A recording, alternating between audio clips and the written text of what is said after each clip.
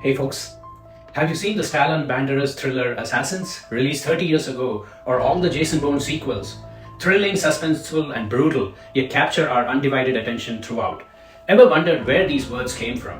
Assassin, a word cloaked in danger, secrecy, and centuries of history. Let's peel it back slowly, one layer at a time, to uncover how a term so sinister came to be.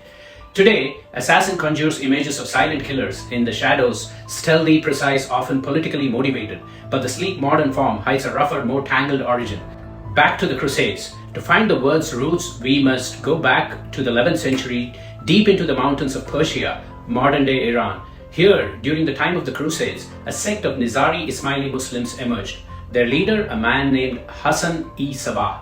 This group operated from Alamut, a mountaintop fortress, and they were feared not for large armies, but for sending lone operatives to kill key political or military figures. These were not ordinary murders. They were surgical, symbolic, and often carried out in broad daylight to maximize the impact. Their enemies, mainly Crusaders and Sunni Muslims, began referring to these operatives by a word that was intended to demean, hashishin, from Arabic hashishiyin, meaning hashish users. The implication was that these men were drugged, possibly with hashish, before carrying out their missions, making them seem crazed or mindless. But this is likely propaganda. There is little credible evidence that hashish played any real role. Still, the label stuck, fueled by fear and mystique. So how did this term evolve over time?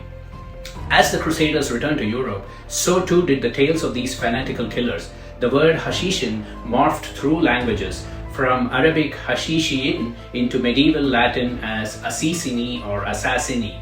Then the French adopted it as assassin. It lost its connection to hashish but retained the air of secrecy, religious fervor, and political terror.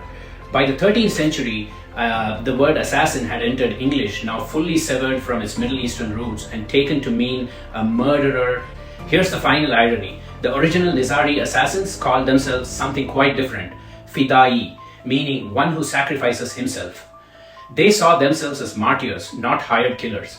So, in the end, the word assassin is a linguistic relic. Its syllables echo with distorted truths, cultural misunderstanding, and the long shadow of empire.